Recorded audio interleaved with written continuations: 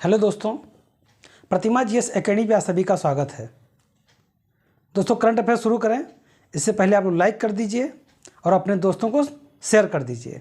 और जिन दोस्तों ने अभी तक हमारे चैनल को सब्सक्राइब नहीं किया है वो लोग सब्सक्राइब कर लें। शुरू करते हैं।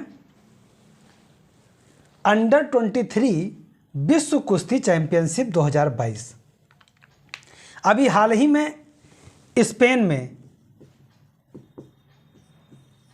ये यूरोप में है, यूरोप का एक देश है, तो स्पेन में विश्व कुश्ती चैंपियनशिप का आयोजन किया जा रहा है और उसमें अंडर 23 यानी 23 साल से नीचे के लोग पार्टिसिपेशन कर रहे हैं। अंडर 23 में पहली बार, यानी जो विश्व कुश्ती चैंपियनशिप हो रही है, इसमें पहली बार भारत ने सोना जीता है। भारत ने स्वर्ण पदक जीता है और ये अब तक के इतिहास का सबसे गौरवान्वित होने वाला पल है। भारत ने 6 पदक जीते हैं और इन 6 पदक में एक स्वर्ण पदक है, एक रजत पदक है और 4 कांस्य पदक है।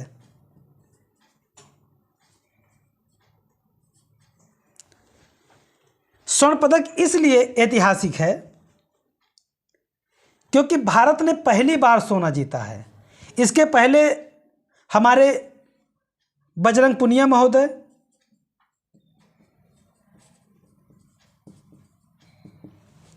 रवि कुमार दहिया महोदय,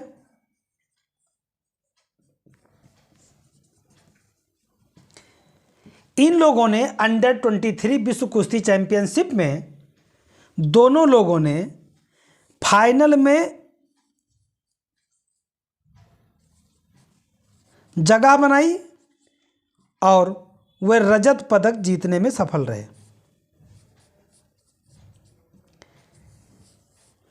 यानी सोना अभी तक किसी भारतीय ने नहीं जीता था। तो किसने जीता? तो एक नाम है अमन सहरावत। अमन सहरावत ने भारत के लिए सोना जीता है, यानी पहले भारतीय हैं जिन्होंने अंडर 23 विश्व कुश्ती चैंपियनशिप में भारत को स्वर्ण पदक दिलाया है। और अमन सहरावत की जो उम्र है वो मात्र 16 साल की है। 16 वर्ष के अमन सहरावत ने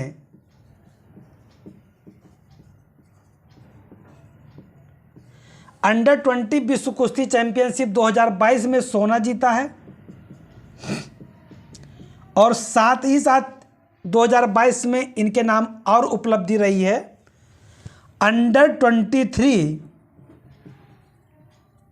और अंडर 20। ये दोनों एशियाई चैंपियनशिप में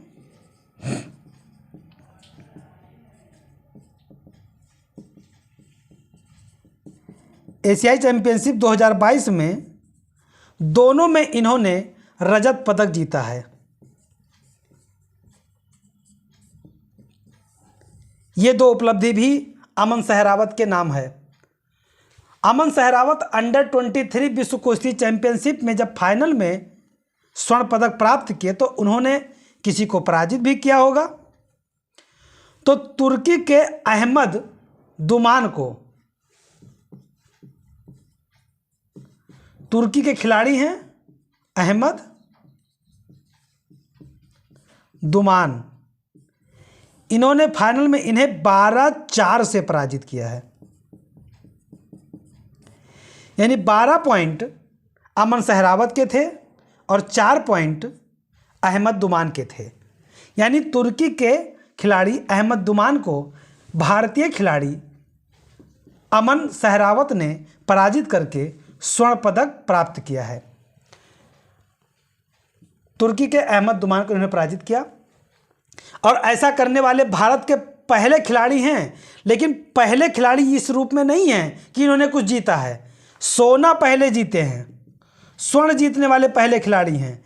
बाकी रजत इससे पहले कई खिलाड़ी हमारे बजरंग पुनिया महोदय और रवि कुमार दहिया महोदय, इन दोनों लोगों ने रजत पदक प्राप्त किया था, इसके पहले वो कर चुके हैं। अमन सहरावत अंडर-20 एशिया चैंपियनशिप और अंडर-23 एशियाई चैंपियनशिप में रजत पदक वो जीत चुके हैं। भारत के साजन भालवाना ने अंडर-20 विश्व कुश्ती चैंपियनशिप में कांस्य पदक भी जीता है और ये पहले ग्रीको पहलवान हैं। ग्रीको पहलवान मतलब होता है कि किसी देश के पहले निवासी इनके पूर्वज रहे हैं, अब भारतीय हो गए हैं, तो इन्होंने जीता है। अगला पॉइंट है देश का 33वां हाथी रिजर्व, तराई हाथी रिजर्व। देखिए देश में अब 33 हाथी रिजर्व हो गए हैं, हाथी रिजर्व हो गए हैं। आपको ज्ञात होगा कि हाथी संरक्षण के लिए 1992 में एलिफेंट प्रोजेक्ट यानी हाथी प्रोजेक्ट चलाया गया था, हाथी परियोजना चलाया गया था। और 1992 के हाथी परियोजना चलाए जाने के बाद में हाथियों को संरक्षण देना और उन पर कई प्रकार के जो मानव जो है संघर्ष या अन्य प्रकार की जो दिक्कतें आ रही हैं उससे छुटकारा दिलाना इनका काम था। और धीरे धीरे हाथी रिजर्व बनाने शुरू हुए। वर्तमान में 33वां हाथी संरक्षण अभी बनाया गया है, हाथी रिजर्व बनाया गया है। ये तराई हाथी रिजर्व है। तराई गंगा यमुना यानी हिमालय की जो तराई बेल्ट है, ये हिमालय है, इसका जो तराई बेल्ट है यहाँ पर बनाया गया है। तो तराई हाथी रिजर्व ये उत्तर प्रदेश में है। हाथी परियोजना 1992 याद रखिएगा, जिसे टाइगर परियोजना 1973 में बना था, उसी तरह से हाथी परियोजना भी 1992 में बना था। कई बार उत्तर प्रदेश पीसीएस में या अन्य पीसीएस एग्जाम में पूछ लेता है। 33वां हाथी रिजर्व जो है ये तराई हाथी रिजर्व है, तराई हाथी रिजर्व। ये कहाँ पड़ता है? ये उत्तर प्रदेश में पड़ता है।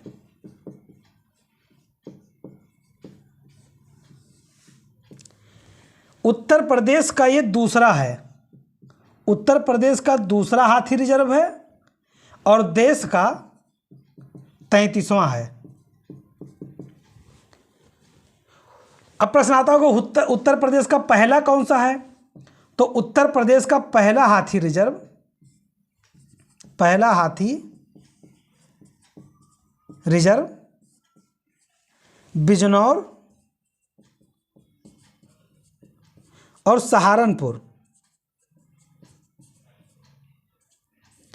इसके बॉर्डर पे थोड़ा सा बिजनौर थोड़ा सा सहारनपुर का लेकर के बनाया गया था। उसका नाम है शिवालिका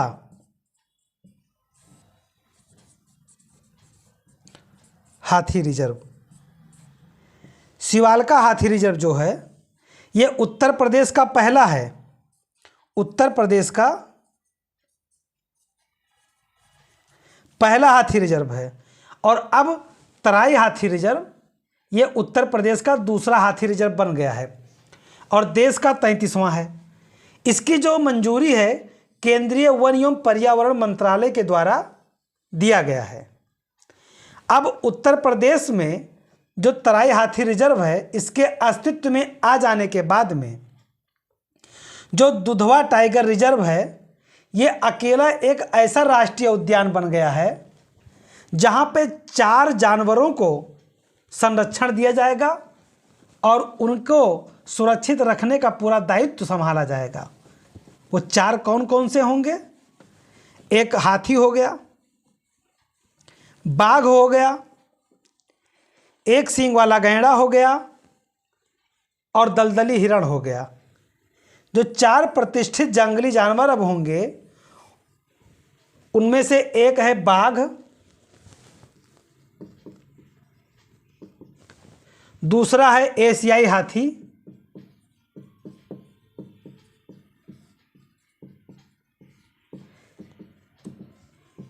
और तीसरा है दलदली हिरण,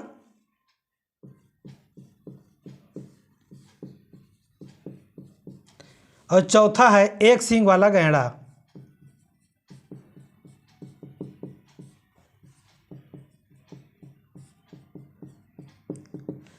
प्रश्न यहाँ पे इस तरह से पूछ सकता है, और ये प्रश्न यूपीएससी में भी पूछा जा सकता है। यूपीएससी, यूपीपीएससी दोनों में पूछा जा सकता है कि उत्तर प्रदेश के दुधवा टाइगर रिजर्व में कितने जंगली जानवरों के लिए संरक्षण का प्रावधान किया गया है। तो बाघ है, जो कि नाम ही है टाइगर रिजर्व, एशियाई हाथी है, दलदली हिरण है, एक सींग वाला गैंडा है। इसको रक्षा किया जाएगा और संरक्षण किया जाएगा। अगला पॉइंट है चक्रवाती तूफान सितांग। सितांग देखिए, जब ये हिंद महासागर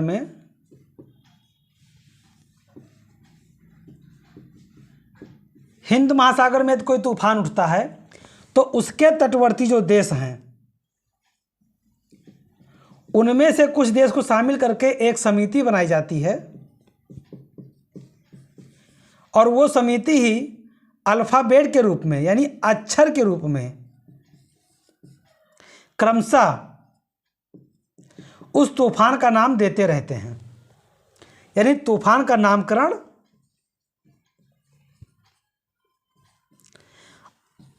अल्फ़ाबेट के रूप में अलग अलग देश दिया करते हैं और उसी रूप में उसे जाना जाता है।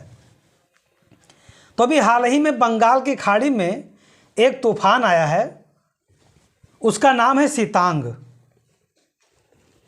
और यह तूफान बहुत ज़्यादा आक्रामक या बहुत ज़्यादा विनाशकारी नहीं था, लेकिन फिर भी एक तूफान आया है। साल के अंत है और इस समय में तूफान आया तो महत्वपूर्ण हो जाता है। 110 किलोमीटर प्रति घंटा के दर से यह तूफान आया है, जिसमें माना जाता है कि इससे पहले जो तूफान आया था उसके अपेक्षा ये कम घातक है। इसने बांग्लादेश और भारत को प्रभावित किया है। यानी जब कभी अगर बंगाल की खाड़ी में आता है तूफान तो भारत के पूर्वी तट को ही प्रभावित करेगा, और अगर अरब सागर में आता है तो पश्चिमी तट को प्रभावित करेगा। अगर अरब सागर में आता है तो अफ्रीका कॉन्टिनेंट को भी प्रभावित करेगा और भारत को प्रभावित करेगा, और अगर बंगाल की खाड़ी में आता है तो इधर के देश को प्रभावित करेगा और भारत के पूर्वी तट को प्रभावित करेगा। तो जो चक्रवाती तूफान सितांग आया है ये बांग्लादेश और भारत के पूर्वी तट को प्रभावित किया है, और इसका जो नामकरण है ये थाईलैंड के द्वारा दिया गया है। प्रश्न तो आपके यहीं पे बन जाएंगे। जो चक्रवाती तूफान आया है सितांग, इसका नामकरण किसने किया? थाईलैंड के द्वारा किया गया। कहाँ पे आया? बंगाल के खाड़ी में आया। किस देश को प्रभावित किया? बांग्लादेश को और भारत को। लेकिन इसके आगे जानने वाली बात यह है कि नामकरण का आधार तैयार कैसे होता है। विश्व मौसम संगठन नाम सुने होंगे, विश्व मौसम संगठन, वर्ल्ड मेट्रोलॉजिकल ऑर्गेनाइजेशन यानी WMO, इसके द्वारा 2000 में 8 देशों का एक समिति बनाया गया और कहा गया कि ये हिंद महासागर में उठने वाले तूफान का नामकरण करेंगे। इसमें 8 देश कौन कौन हैं? तो सबसे पहले आप जान लीजिए, भारत,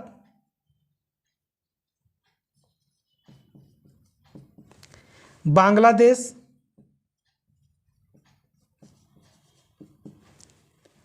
म्यांमार, थाईलैंड, श्रीलंका,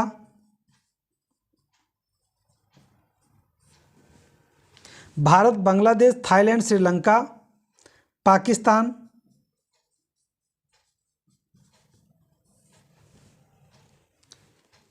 मालदीव और ओमान। 1, 2, 3, 4, 5, 6, 7 और 8, ये इन 8 देशों को शामिल किया गया और कहा गया जब जब तूफान आएगा कोई, तो क्रमशः ये लोग नामकरण करेंगे। अल्फ़ाबेट के रूप में इसे सजाया जाएगा और उसी के रूप में इसका नामकरण होगा। लेकिन आगे चल करके जो तटवर्ती अन्य देश थे उनमें से 5 और देश को इसमें शामिल कर लिया गया। उसमें 5 देश, पाकिस्तान के बगल एक है ईरान, ईरान को शामिल किया गया, कतर को शामिल किया गया, यूनाइटेड अरब अमीरात को शामिल किया गया, यूएई को शामिल किया गया, यमन को शामिल किया गया और सऊदी अरब को शामिल किया गया। इन 5 देश को शामिल करने के बाद में अब इस समिति की संख्या बढ़ करके हो गई 13, और ये 13 देश मिल करके जब कोई तूफान आता है तो क्रमशः नामकरण देते हैं। आपको एक बात मैं और बता दूं कि ये नामकरण इस तरह से दिया जाता है कि हर साल इन सभी देशों से नाम लिया जाता है और ये सभी देश मिल करके 8-8 नाम भेजते हैं। 8-8 नाम भेजा जाता है और इस नामों के माध्यम से क्रमशः जब जिस तूफान के आधार पर नाम को सटीक बैठता है तो उस नाम को दे दिया जाता है, और कई बार एक एक नाम दे दिया जाता है। तो नामकरण भी विश्व मौसम संगठन के आधार पे 2002 में गठित की गई समिति के आधार पे बनाया जाता है। अगला पॉइंट है टाइगर ट्रंप अभ्यास का आयोजन किया गया। देखिए टाइगर ट्रंप है क्या। 2019 में पहली बार भारत और यूएसए यानी America, United State of America, इन दोनों लोगों ने मिल करके, भारत देश और अमेरिका ने मिल करके संयुक्त मानवीय सहायता पहुंचाने के लिए, संयुक्त मानवीय सहायता पहुंचाने के लिए एक अभ्यास करने की बात सोची। कोविड का दौर था, कोविड-19 का दौर था, ये कुछ देशों में अपना पैर पसार रहा था, लेकिन और भी कई प्रकार की दिक्कतें, कई प्रकार के मानवीय सहायता के लिए वैश्विक समुदाय में